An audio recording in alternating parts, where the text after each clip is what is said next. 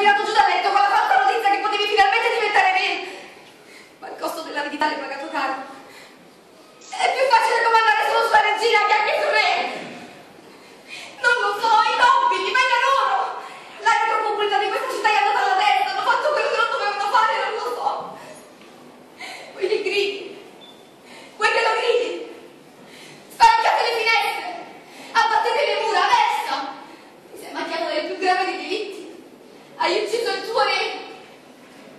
Ma sappi che la città non ha colpa. Ti ha visto pensare dalla finestra, cadere nei giardini e la città che ti ha voluto a sé.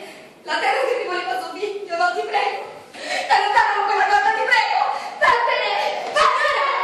Signora! Signora!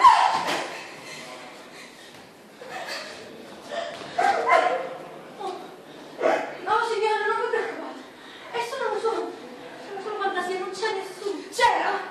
Ti dico che c'era lo spirito di mio marito è tornato per perseguitarmi. Ma quale perseguitarmi? Oh, ma scusate, ma voi che ci ha azzeccato? E mica la vita ci sono.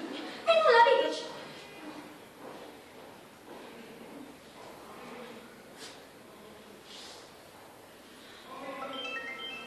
la vita ci sono. E vabbè. No. E allora? Andiamo, dovete riposare. La regina deve riposare. E pure voi però. E non da guardare così, scusate. Avete visto che succede nel notte caverso? Andiamo, venite con me. Facciamo dormire la regina.